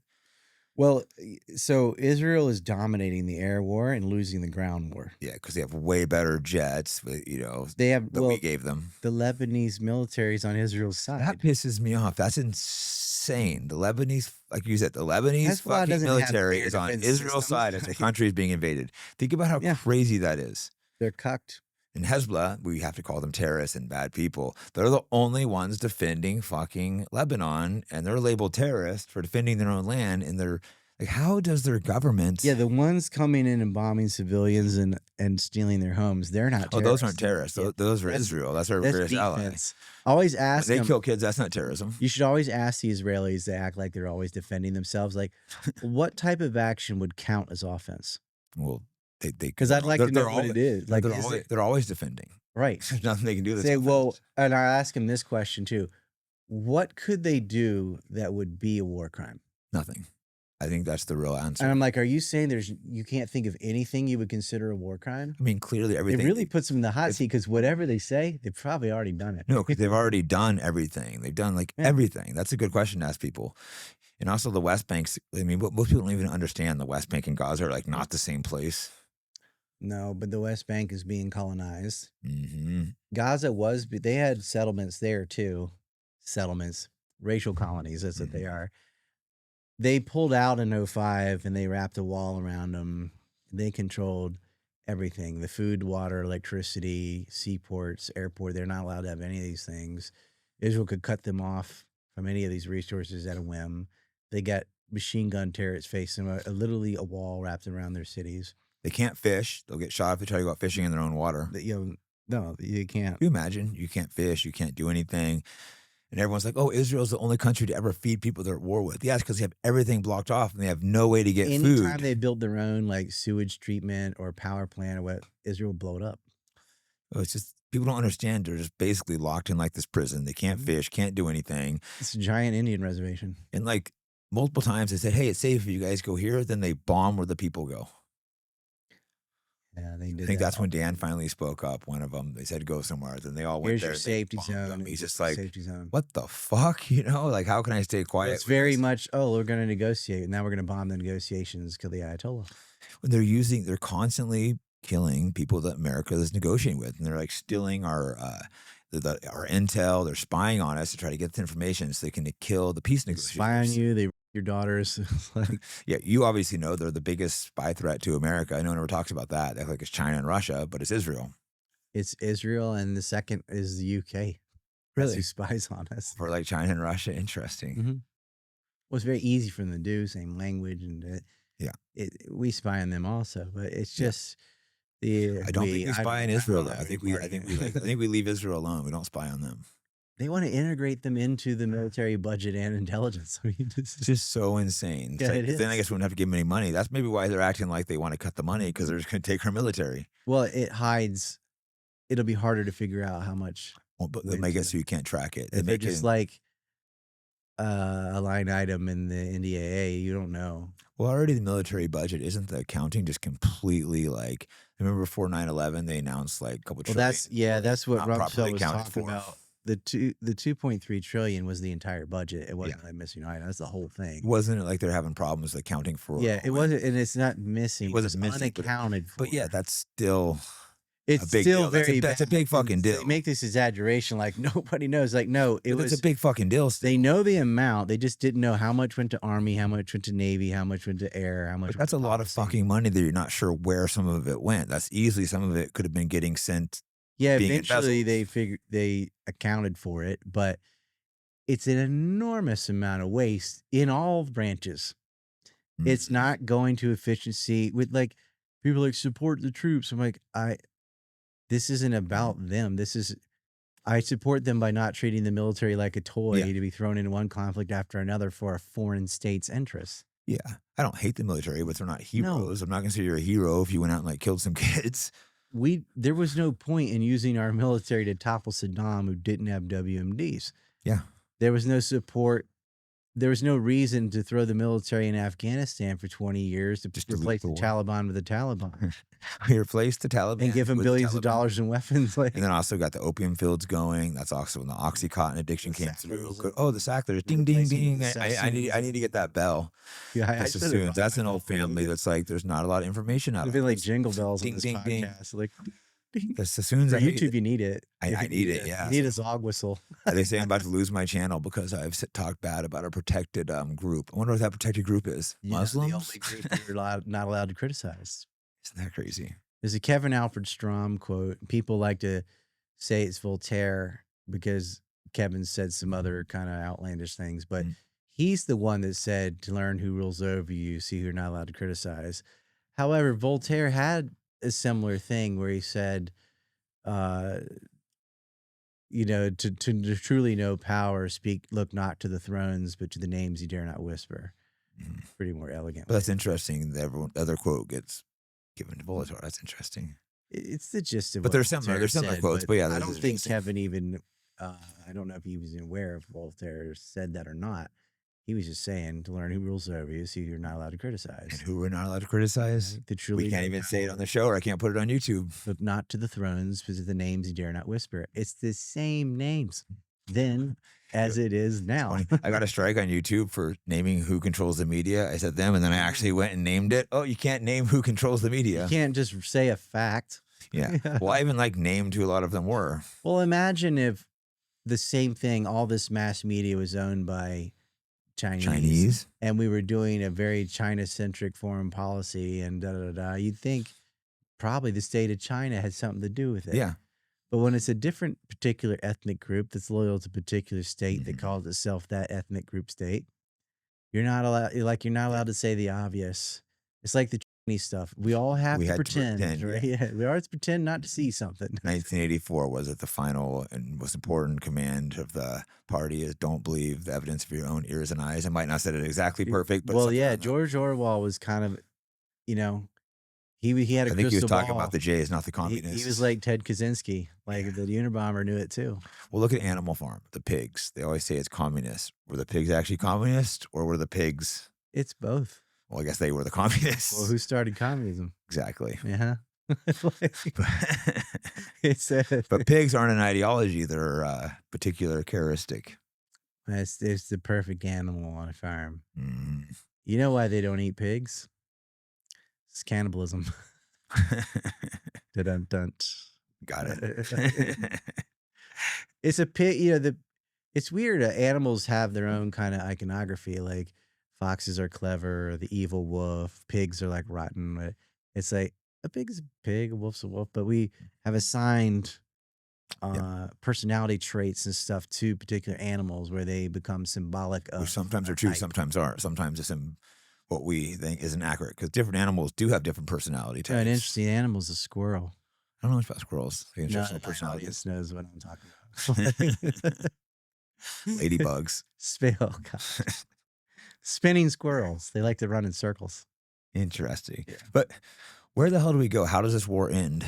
Do you see anything badly? Positive? It's both we're kind of Israel in this back and forth of playing.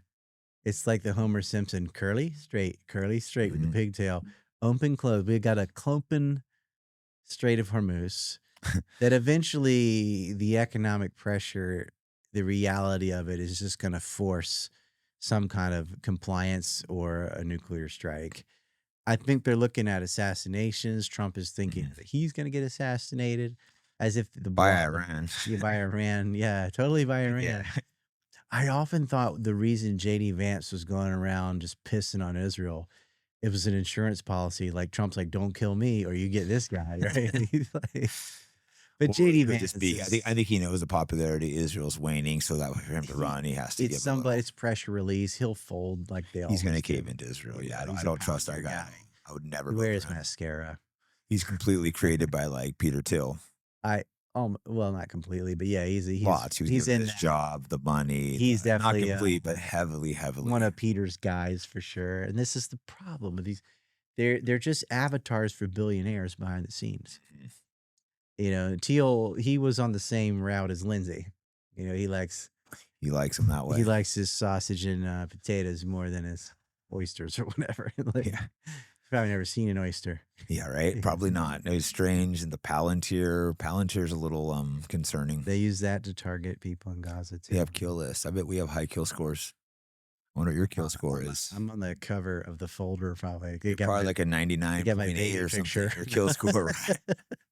I wonder, because they make kill scores, correct, in Palestine, and they target who to kill, and they don't care if you're like with people, building schools. They'd kill them all, man. If they could, they'd starve them all to death. And they're slowly doing that right before our eyes. It's not a genocide. People confuse the word genocide with extermination. There's a genocide happening. Like, well, they haven't killed them all. I'm like, you don't wait till after the fact to then say it's a genocide. You say it while it's happening. You don't wait till they're all dead and go, okay, now it's a genocide. They killed them all. Okay, you were right. You were right. It was a genocide. Legally, that's not what genocide means either. It doesn't. Obviously, if you kill them all, that's definitely a genocide. That's definitely, yeah. But way before you get to that point, it's already a genocide. Genocide does not mean extermination. Do you see Israel possibly collapsing? Yeah, I think that's actually the way it is now, with the position of power that Iran has over the Strait, and with Hezbollah holding its own minimal and actually doing a lot of damage with these drones. Something's got to give. And more you saw the UAE, Saudi Arabia, and Qatar kind of drop out of the alliance, even though Qatar recently got hit. Mm-hmm. They're going to learn. They're going to learn because they're losing billions of dollars, like $1 billion a day, I heard. They like money. Because of the Strait being closed. And that's what's going to win in the end, is they realize this protection racket the U.S. had, it doesn't work. Look at Bahrain. They're just getting lit up. Yeah, we took all of our missiles to protect Israel, and they were just lighting up all the other countries. They moved missile defense systems out of the Gulf to protect Israel in the middle of the Gulf, getting tagged daily, right? It's kind of funny because they deserve it. They took Patriot systems out of South Korea. That's how you're low on munitions. I remember arguing. It's clear I was right now, but I said they would not be pulling systems out of Korea to bring to Israel if things are going well. Did people try to argue with you? That seems like an obvious to me. Yeah, they're like, they're not doing that. I'm like, they are. Like, they are. They did that in June already. I remember hearing that. They do it again. South Korea, like 90% is it's South Korea's own defense system, works better than the Patriots. But the U.S. does have some THAAD because the radar penetrates China, and they had some Patriot systems there. They have some little bases there. It's kind of stupid. These tripwires, it's like Kennedy said about the Bay of Pigs. It was like so stupid. It was like too small to be successful, too big to be unnoticed. And so these bases, it's like, what are you going to do if North Korea really comes or China really comes? That number of soldiers won't make a difference. Real quick, you're just like creating more problems by having your presence there. And the same thing with Japan. We don't really add much. And clearly, if we're just going to take them away when something go bad. You mentioned the Bay of Pigs earlier. You mentioned something interesting on the Bay of Pigs. The reason it fails. You want to get into I didn't Kennedy? know this. I guess I just brought it up, huh? Well, yeah, it's the opposite of everything they say. So if you look at the Arnan Milchan, largest arms dealer for Israel, produced JFK movie. Filmmaker to give you conspiracy theory the wrong direction. The two most popular JFK conspiracies are that he was either killed because he was about to pull out of Vietnam. That's one. But the even larger one is that the CIA was mad that he didn't give air support for the Bay of Pigs, and he fired Dulles, so they had him killed. That's the kind of these are legitimate. Like that, okay. That may have been slightly. This isn't kook. Like that's a legitimate possibility. I can debunk all that though. But he did give air support to the Bay of Pigs. Is the most obvious thing, and it wasn't. They're like, well, he didn't give enough of it. Or we're like, no, the problem wasn't that. The problem was the lack of ground support. And what happened? Yeah, the anti-Castro Cubans didn't have all the weapons they said they had because they've been diverted to Israel. Like, so crazy. Probably by Meyer Lansky, who also had casinos in Cuba making Lansky billions. brothers and both Lanskys, and also Traficante was heavy in that, and he spoke Spanish. I think he was a Is he Cuban or what's he? I don't know. Traficante's Italian. Italian. Okay, yeah, because Italian and mafia went hand in hand. Hand in glove, yeah. Yeah, they were very connected. Lansky worked with Luciano and all that. That it doesn't. I don't care what ethnic group it was. I'm just saying. I mean, it's where you need to point out that because that's going to like Israel and stuff. Yeah, so it is connected because if it's mafia sending weapons to Israel, then it is connected. Yeah, it's just like I'm not going to ignore the Chinese-ness of something. Yeah, if everyone's Chinese, yeah. Like, don't play stupid. Like, I ain't saying this is like part of biology or some teleology of all this is just how they behave. Come on. Ding, ding, ding. It's because they have a religious affinity for this state. Like a lot of diaspora, a lot of Irish people, Americans are pro-Ireland, and they should be. Why not? Who cares? But at a point, like if Ireland was doing the kind of things Israel was doing, I don't think Irish people would support it no matter where they live. They're like, I'm part Irish. I would not support it. Yeah, I wouldn't either. Same. And I'm like, nah. But I think this, not to get off topic, but the mob thing was very important with the formation of Israel because they were controlling the ports. They were taking weapons, shipping them to Israel, not shipping them to like going Egypt. back to post-World War II, yeah, Red Hook and stuff, Anastasia and Lansky again. They ran those docks that Zalman Shapiro and that crew were working with the Sonborn Institute to do illegal weapons. They were one of the big ways, like they did same things from New York and stuff under innocuous stuff. Like we're sending boilers, but in the boiler would be machine guns and this and that. But the larger weapons trade wasn't there. It wasn't the Hotel 14 guys. It was going through Nicaragua. And so one of the ways around the War Asset Administration's decommissioning weapons, they would have these export control laws on weapons, which was really needed. Right after World War II, you have these huge weapons caches. The whole world was fighting on those. Tons of what weapons. Happened to all these small arms? They hit the black markets. And so one of the things the CIA and CIA's brand new, OSS, right, becomes CIA, was supposed to do was clamp down on the massive black market weapons trade, which is an inevitable after a giant war. And the biggest weapon, of course, is nuclear weapons. And that should be number one, non-proliferation of nuclear weapons. Yeah. But the Israelis were stealing highly enriched uranium from the United States, Palo, Pennsylvania in particular. You have another film on this? Yeah, I did a whole film on that, so I won't talk about it. It's called Numek. Ryan It's based on books by Grant Smith and Roger Mons. These other guys did a lot of research, full credit to them. But the film isn't just about that. It's about that and the mob and Kennedy. And Epstein. I tied a bunch of different topics together in that movie. But this is, but one of the other things with the gun running and why we end up with Iran-Contra is a long story. But Cuba was another one of those nodes where a way to get around export control laws is to send the weapons to a third country, and then they send it to Israel. So the U.S. didn't send it to Israel. They sent it to whoever, Czech Republic or Nicaragua, or we were secretly arming Cubans, but not really because a lot of it's actually going to Israel to kill Palestinians. That was one of their loopholes. The loophole crew.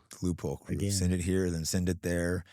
Yeah, the Somoza family was one of the ones. It was, father and son both were dictators that were utilized to send arms to Israel.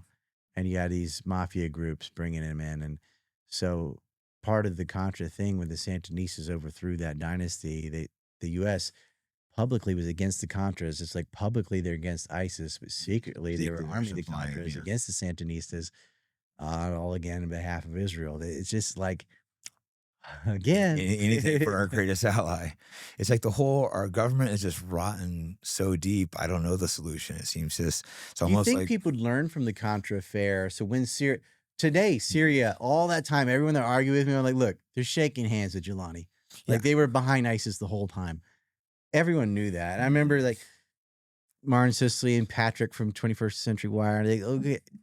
Robert and Lakesh, like we were there. We had this core group trying to explain the Syria situation. But when you're banned on all normal platforms and it's never going to be on TV, super hard to get that information out. Yeah, we're actually a lot better positioned now than then. Yeah, because you have Twitter, Substack. Substack's there, exactly. And Twitter's gotten better. And we had TikTok for a little while before where it was forced to sell to Ding, ding, ding, ding, ding. Netanyahu came out. Satan Yahoo said this. He's like, the new war is the social media. We got to. No, they say the eight front war. They call it that. Like people like us are targets. Do you feel hope? See these twins?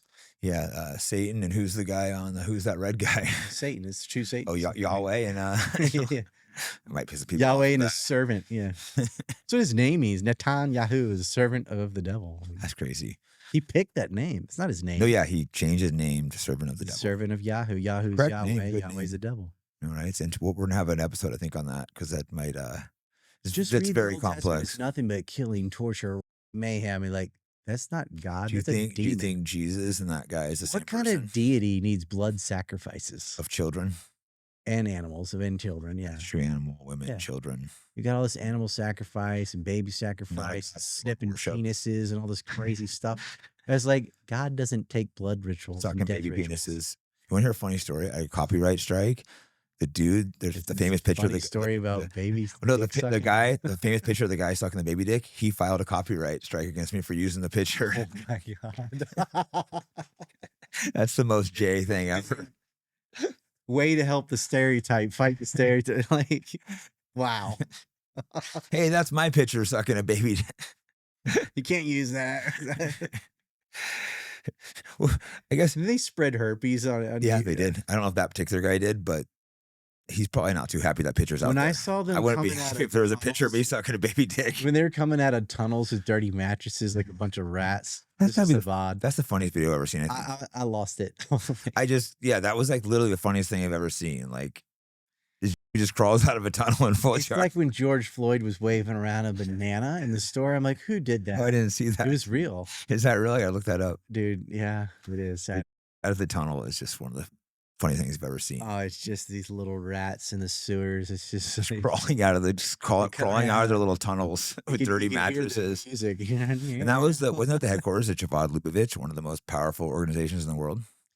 No, they're like Bilderberg. They're the ones that people talk about, but they're not that powerful. They You don't think are so? a player. It's like Jared Kushner's a member, Howard Lutnick. Compared to Likud, they ain't nothing. Likud's got a government, nuclear weapons. Yeah, like, but you don't think Javad's like pulling some of the how about strings it? behind Is it? well, I mean, like I guess most Bilderberg's got powerful, nothing most either. powerful, It's a I guess faction. most powerful religious organization, maybe. No, Because there's the one guy with the rabbi. He's like lecturing Netanyahu, basically saying he has to like speed up the. yeah, but like, look, that's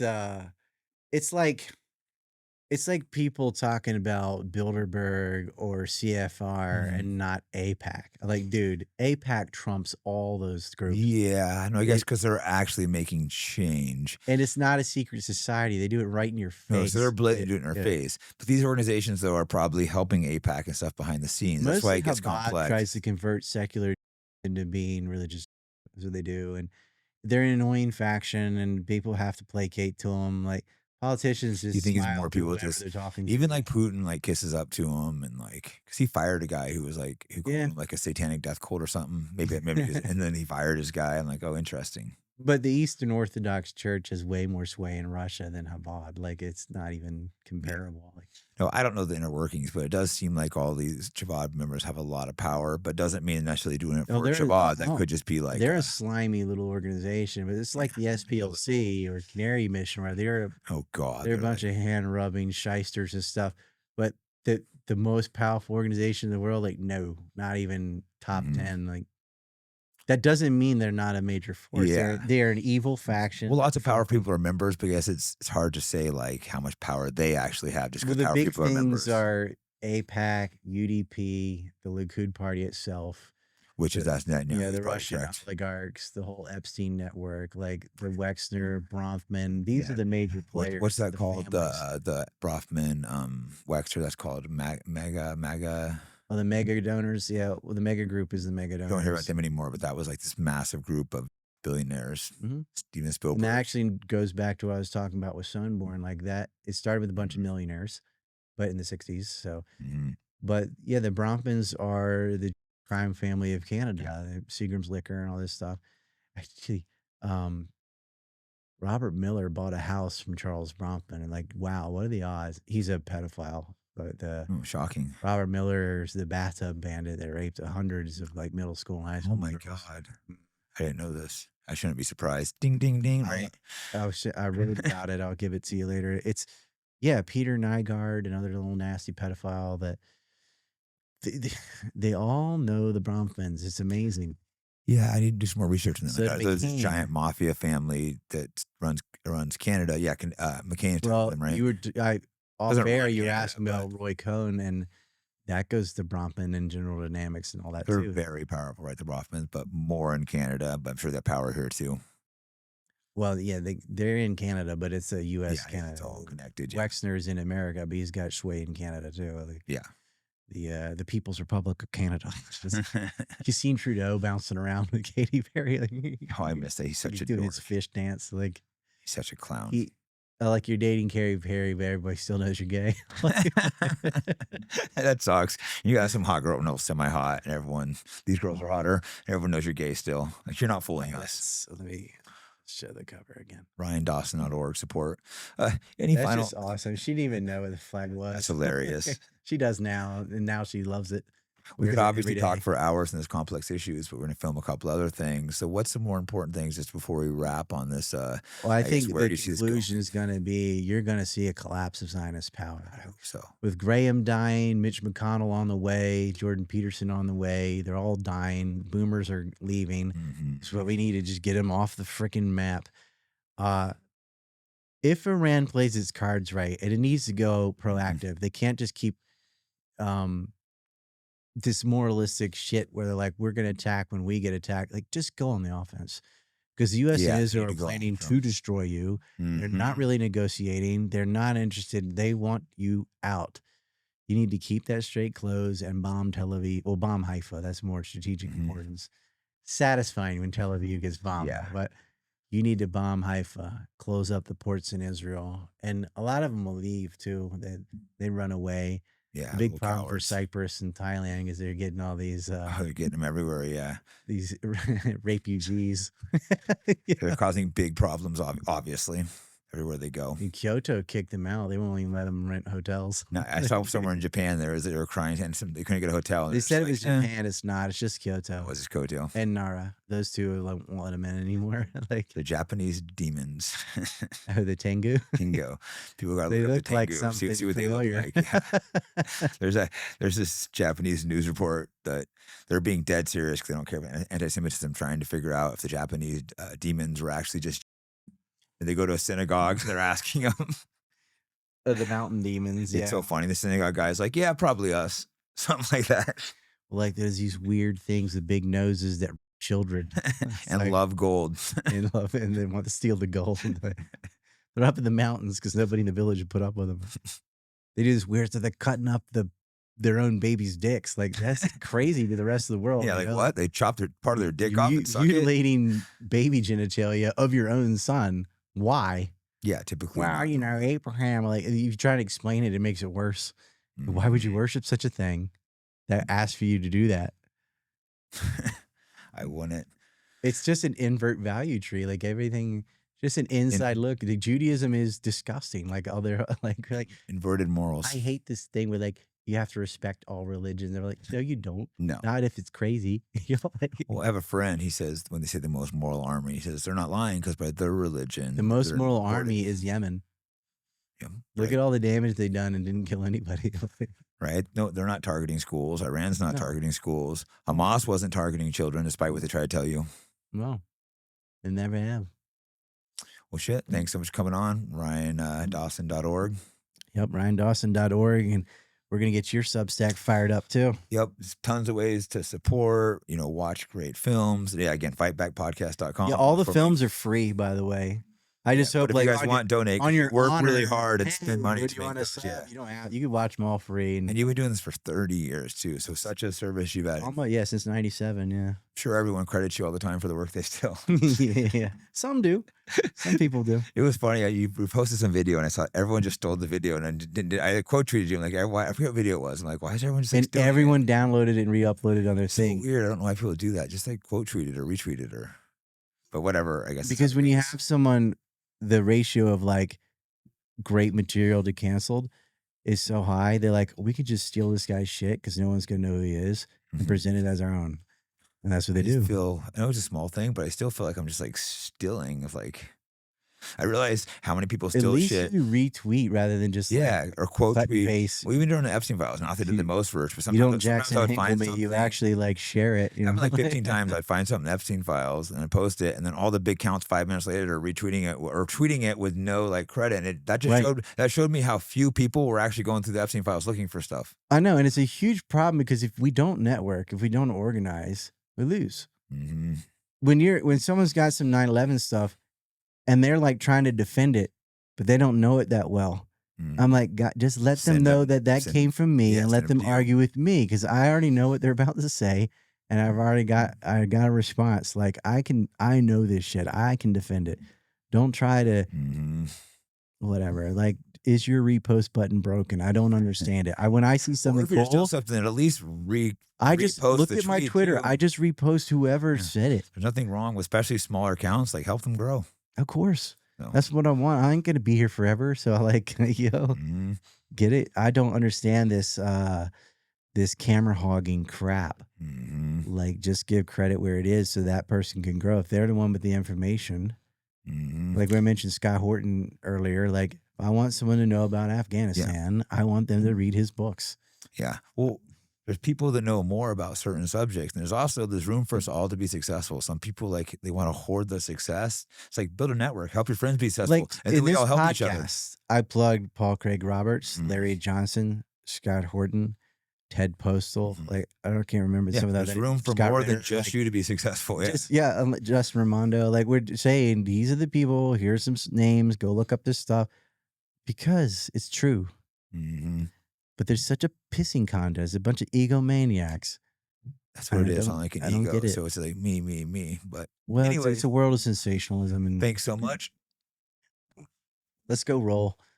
As many of you know, I have many controversial guests, so that comes at a cost of being demonetized everywhere. So if you want to support the program, go to fightbackpodcast.com, and I have all kinds of merch on there, whether it's jiu-jitsu, fighting, political, and other accessories. And thanks for the support.